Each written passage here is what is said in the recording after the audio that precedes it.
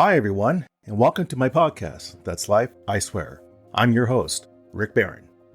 Margaret Moth slept in combat boots, not as a quirk, as a philosophy. She wanted to be ready, always for whatever the world threw at her next. And the world threw plenty.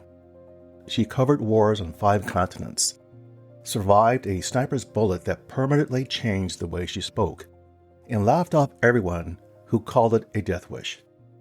Margaret Moth didn't chase danger because she didn't care about living.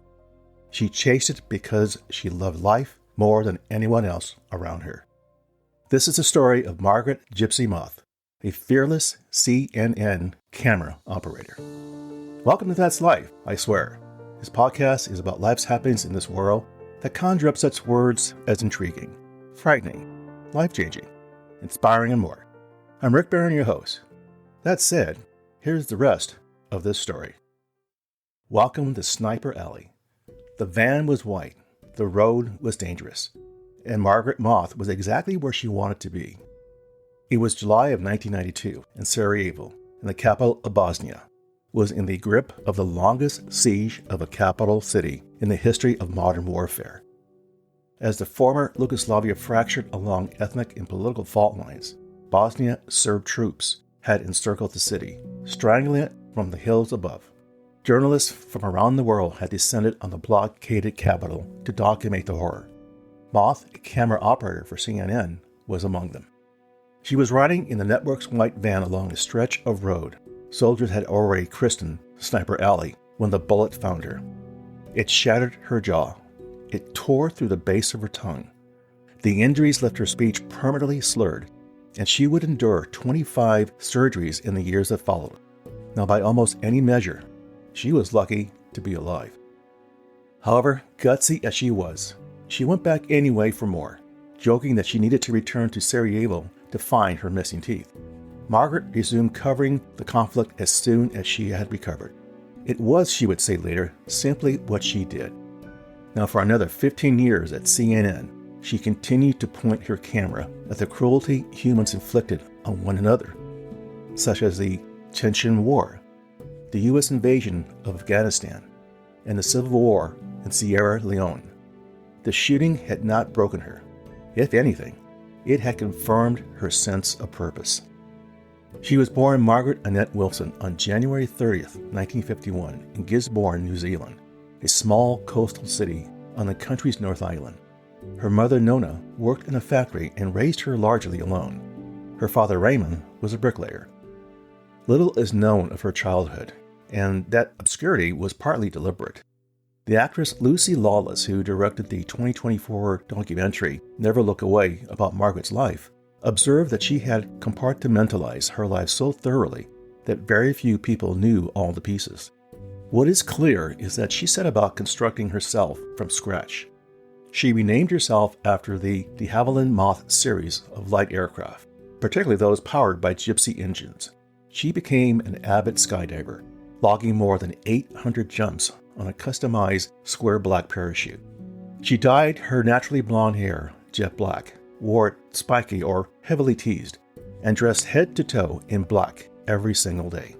She was almost never seen without her signature thick black eyeliner. She slept in a pair of black combat boots, she once explained, so she was always ready to move at a moment's notice. She smoked Cuban Monte Cristo No. 5 cigars, and she treasured Penguin Classic editions of Tolstoy Yevsky.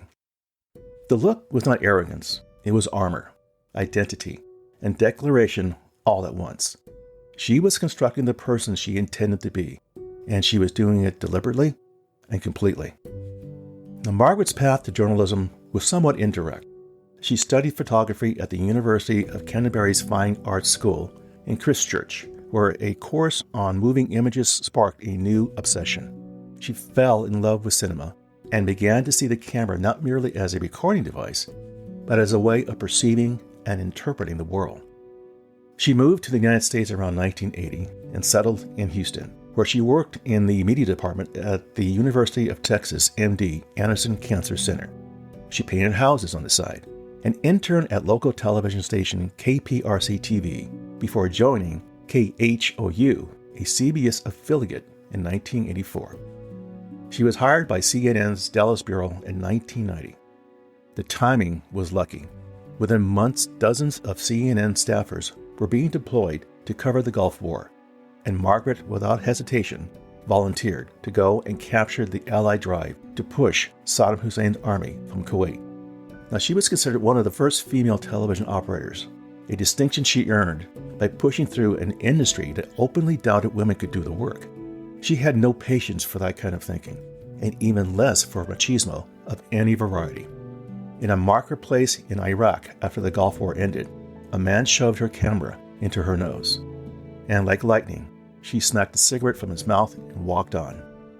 When it came to war, Lucy Lawless said simply, was sort of Margaret's vibration. She was calmest in the chaos, most fully herself when the situation was most dangerous. In 1991, as militiamen opened fire on protesters in Tbilisi, Georgia, most photojournalists scrambled for cover behind vehicles. But in true form, Margaret stood up and filmed the gunman.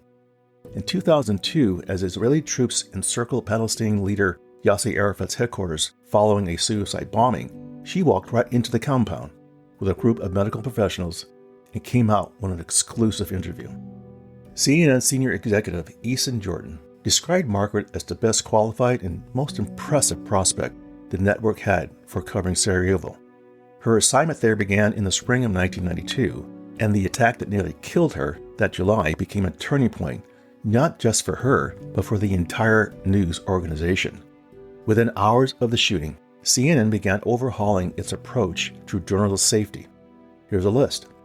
Armed vehicles were procured. Bulletproof vests and helmets became standard equipment. Pre-deployment risk training was established, and security advisors began accompanying new teams into conflict zones. Everyone was a little more careless in the beginning, said Stefano Constantinos, a CNN correspondent who was in the van with Margaret when she was shot. Everything changed after the attack. Margaret was asked many times over the years whether she had a death wish. The question just infuriated her. She said, "I don't know anyone who's enjoyed life more or values my life more." The Margaret Moth story, a 2009 CNN documentary, said a lot about her. She was a great storyteller, a party anchor. She took younger journalists under her wing, mentored them through their fear, and showed them by example that courage was not the absence of danger, but the choice to remain present inside it. Jeff Rusi, her companion in the 1980s, put it plainly. As dark and real as she would get, she didn't indulge in the dark side of human behavior. That's what gave her the strength to witness the atrocities she had to witness. When asked what she would do if she ever came face to face with a sniper who shot her in Sarajevo, she thought, and she said she would simply want to understand his intentions. You see, she felt no anger. She said, when you are in a war zone, both sides are fighting each other. Now, if you're on one side, you're sort of with that side, and you have to take what comes with it. It was a characteristically pragmatic answer from a woman who had built her life around clear-eyed observation rather than the comfort of easy emotion. In 1992, she received the International Women's Media Foundation's Courage in Journalism Award. Well deserved. Around 2006, Margaret learned she had colon cancer. She moved back to the United States, and the disease that had no geography, no front line she could film, no enemy she could outsmart, with courage and instinct, ultimately took her life. She died on March 21, 2010, in Rochester, Minnesota. She was 59.